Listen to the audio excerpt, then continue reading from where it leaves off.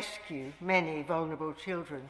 Despite the promises of the previous government, nothing ever materialised.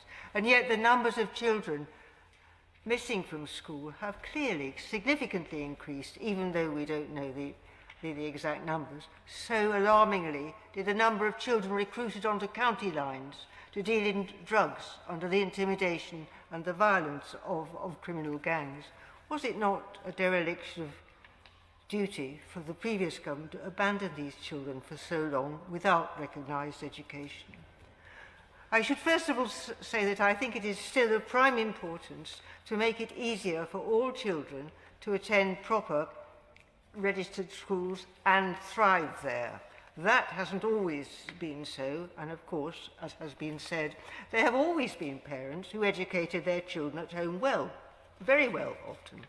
Such parents have nothing to fear from the bill, nor will the parents of registered religious schools. I hope that in the interests of the large number of children who have massively missed out by being out of school, all parents will understand the need for the register. This bill will provide the lifeline of a proper education for some groups of children in particular.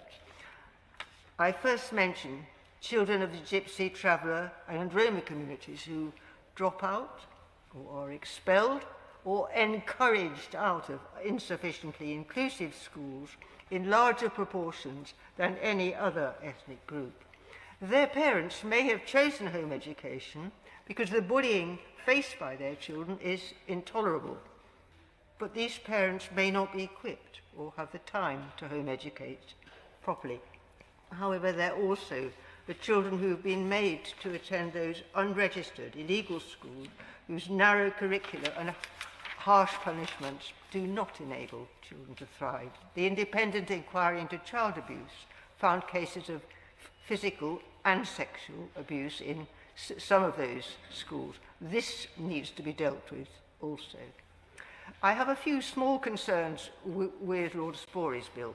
In clause 436D, subsection 1A, the obligation on parents to inform the local authority of home education may be impracticable with marginalised parents.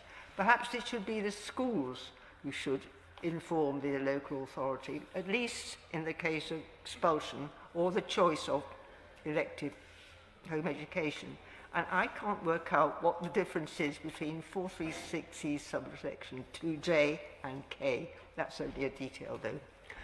Finally, my lords, there is a small number of families who travel for work and in observance of cultural tradition, but local authority transit sites only allow them to stop for 3 months at a time, which disrupts their children's education, and they don't want that, but it does predispose them as a family, and they may not have the capacity to choose home education.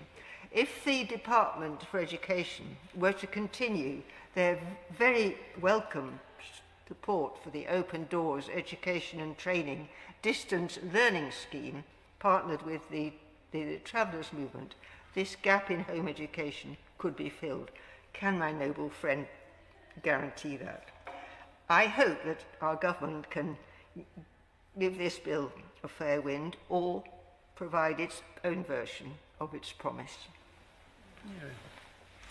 My lords, I've got great